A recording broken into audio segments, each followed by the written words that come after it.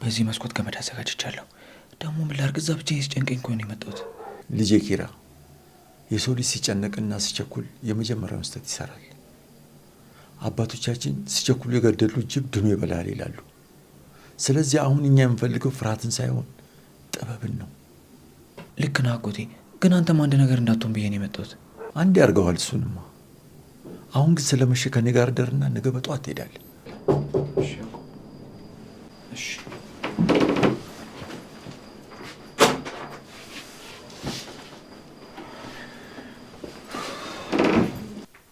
እዛ ጽናት ክፍል ብዙ እንዳትቆይ። ከቆየም በሩን ቆልፈው፣ ቁልፉንም በር ላይ አድርገው። ምናልባት እንኳን እህትህ ስትመጣ በሩ እንዳይከፈትለት። እሺ አጎቴ፣ እጠነቀቃለሁ። ማማ ማን ነው? ናሆም ነኝ። አንዴ እንድናወራ ፈልጌ ነበር።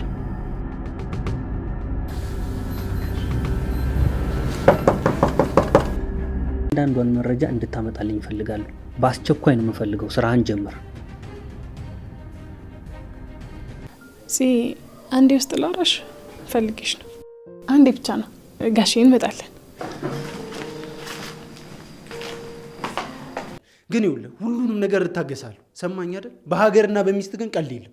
አንተ በምታደርጋቸው ነገሮች እኔን እልህ ውስጥ ከከተትከኝ መጨረሻ ላይ በማደርገው ነገር ግን ትጸጸታለህ። ሰማኝ? ይኸውልህ ሄኖክ፣ አንተም ስማኝ እሺ። እኔ እዚህ ቤት የመጣሁት ምንም ነገር ፈልጌ ወይም ደግሞ ያንተ ነገር ፈልጌ አይደለም እሺ የመጣሁት። እና ደግሞ ዝም ብለህ ልረግጠኝ አትችልም። ይኸውልህ ስታገሰ ፈርቼ እንዳይመስልህ እሺ። ቤቲ ተነሽና መኝታ ቤት ግቢ፣ ውስጥ እንነጋገራለን። ሄኖክ ምንድን ነው የምታወራው እንዴ? እስኪ መጀመሪያ ተረጋጋ። አማን እኮ በሰዋዊ መንገድ እኔ ሊረዳኝ እየሞከረ ነው። አንቺ ሰው ፊት ለፊት እንደዚህ እንድትናገረኝ አልፈልግም እሺ። አሁን ተነሽና ግቢ።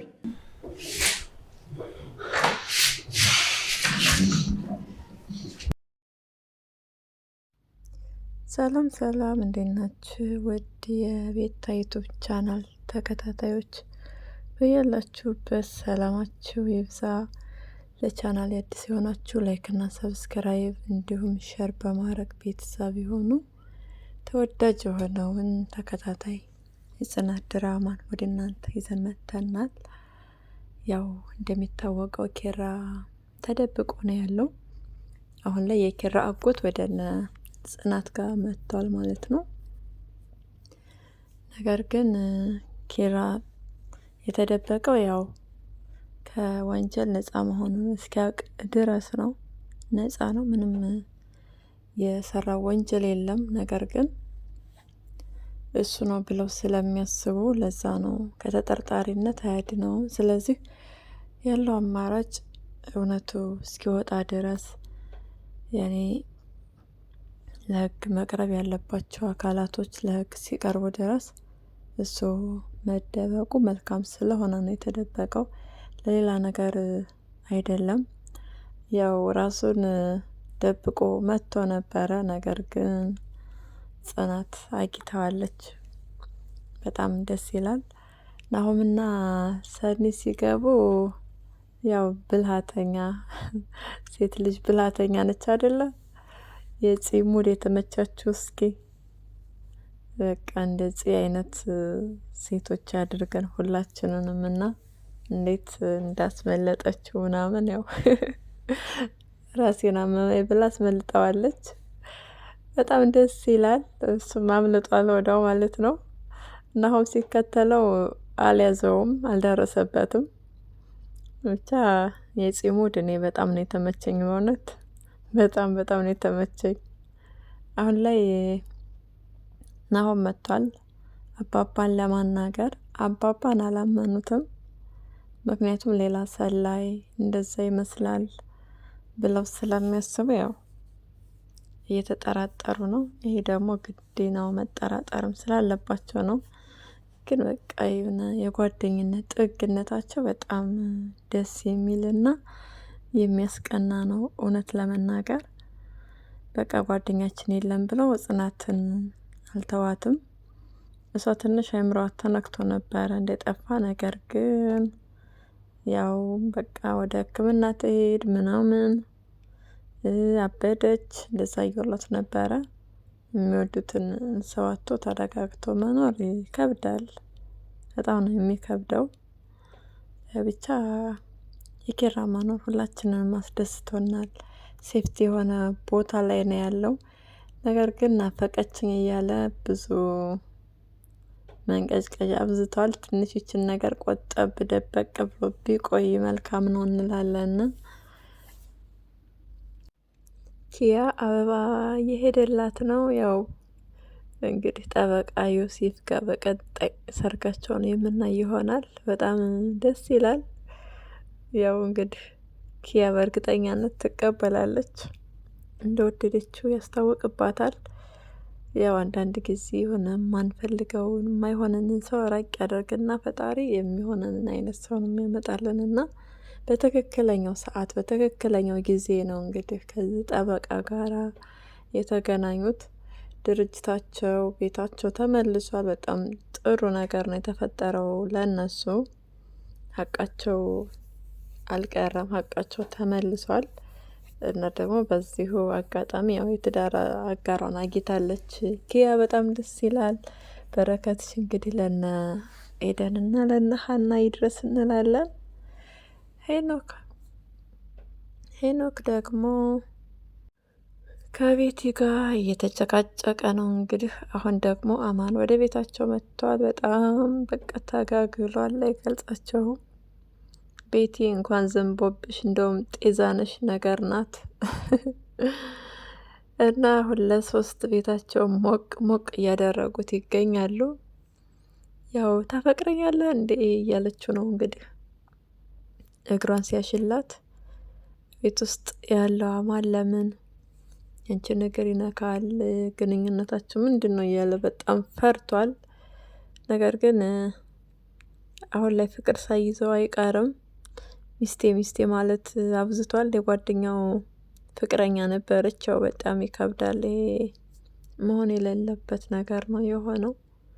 የሆነ ሰዓት ላይ አንገት ሊያስደፍረውና ሊያሳፍረው ይችላል። ነገር ግን አሁን ላይ አንድ ላይ እየኖሩ ያሉት ወንጀል ስለሰሩ ወንጀላቸውን ተደባብቀው ለመኖር ነው። ነገር ግን ደግሞ ይሄ ነገሩን ያባብሳል እንጂ ምንም ነገሩን የሚያቀልላቸው ነገር አይኖርም። ያው ጠበቃውም ስራውን ሰርቶ ጨርሷል። አሁን መርማሪው ነው። መርማሪው እንግዲህ እየተከታተላቸው ይገኛል። መርማሪውም እንደ ጠበቃው ጎበዝ ነው። ስለዚህ በቃ የሟቹን ሰውዬ ገዳይ ለህግ እንደሚያቀርብ ሳይሰንፍ ሌት ተቀን እንደሚሰራ ምንም ጥርጥር የለውም። በቀጣይ ሶስታቸውም ናቸው ወደ እስር የሚገቡት። አማንም ወንጀለኛ ነው በእርግጠኛነት። ቤቲና አማን ምንም አይነት ግንኙነት የላቸውም። ነገር ግን ሄኖክ እንዲሁ ሲያያቸው በጣም ነው የሚናደደው። ያው ድሮም ታማኝ ያልሆነ ሰው ከባድ ነው። ጥሩ ትዳር ሊገጥመው አይችልም። ኪያ ላይ ያደረገው ነገር ከባድ፣ በጣም ከባድ ነገር ነው። እሷ ትወደዋለች። ያው ጸባይዋ ትንሽ አስቸጋሪ ቢሆንም በዛን ሰዓት፣ ነገር ግን ይሄን ያህል ለበቀል የሚያበቃ ነገር አልነበረም። ግን ያው አሁን እዚህ ጋር እሳትና ጭድ እያደረጋቸው ይገኛል ከቤቲ ጋር። በቃ ምንም ማድረግ አይቻልም። ሰው የዘራውን ያጭዳል።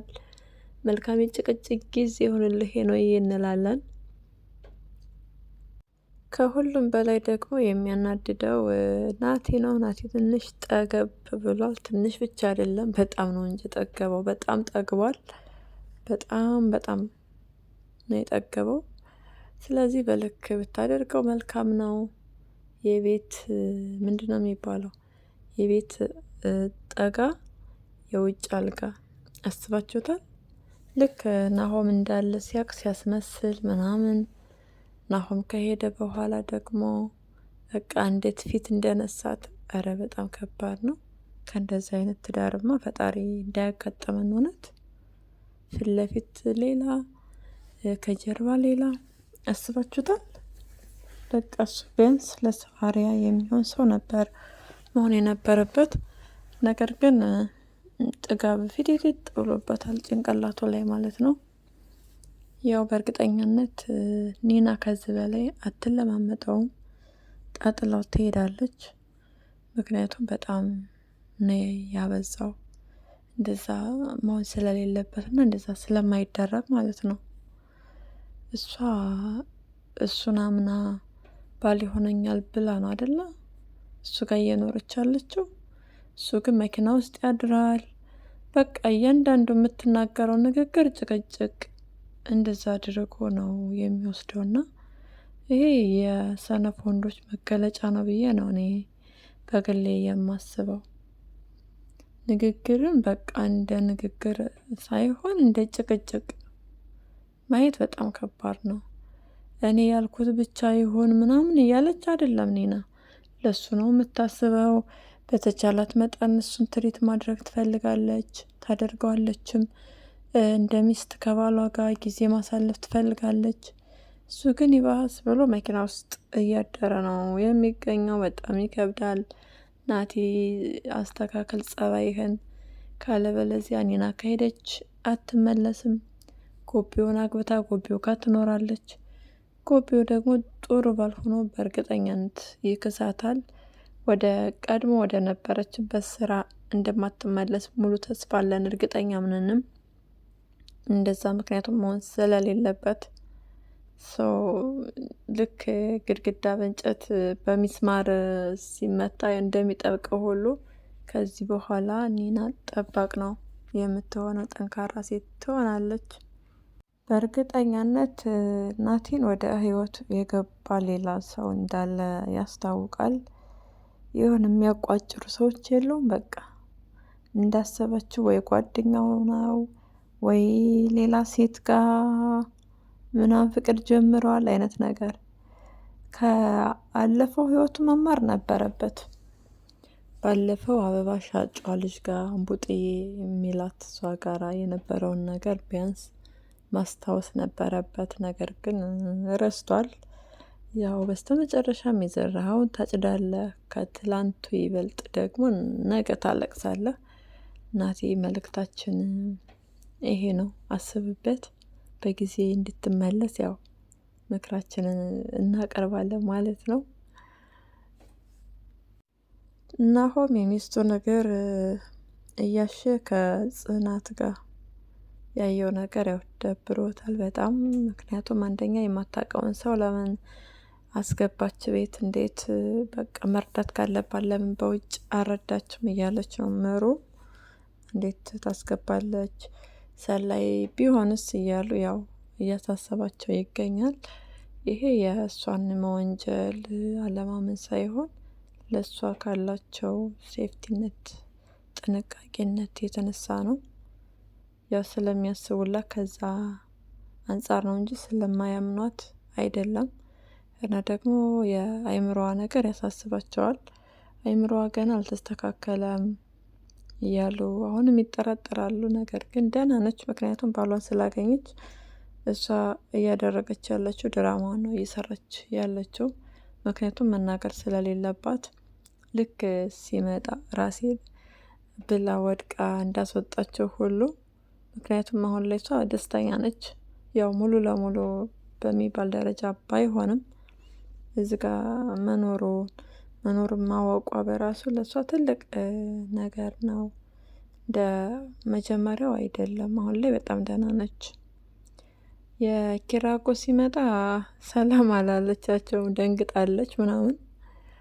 ግራ ቀኝ እያየች ነበረ። ኪራ አብሮ የሄደ መስሏት እየጠበቀች ነበር። እንደገና ደግሞ ምን መርዶ ነው ብላ እያሰበችም ነበረ። ነገር ግን ሰላም እንደሆነ ሲነግራት አምና ሰውየውን ያው አስገብታለች። ሰውየውን የኪራ አጎትን ከኪራ ጋር እንደሆነ ነበረ ፍላጎቷ። ነገር ግን ብዙም ልትጫናቸው አልፈለገችም። ያው ሰኒ ደግሞ እዚጋ መታ በጣም እየተጠራጠረች ነው። አላመነቻቸውም። ሰኒ በቃ የጓደኝነት ጥግ በጣም ነው የምትለየው። በጣም ትለያለች ሰኒ። በቀጣይ እሷም እውነታውን ስታቅ ከጆከር ጋር እንደሚጋቡ ምንም ጥርጥር የለውም። ሰርጋቸውን በቅርብ እንጠብቃለን። ያው ተዘጋጁ፣ ባላችሁበት ሆናችሁ ለመጨፈር ተዘጋጁ። የሰኒና የጆከር ሰርግ የማይቀር ነገር ነው። ልክ እንደነ ጽናት እንደነ ምሩ አይነት የሰርግ የመዝናኛ ጊዜ ይኖራቸዋል።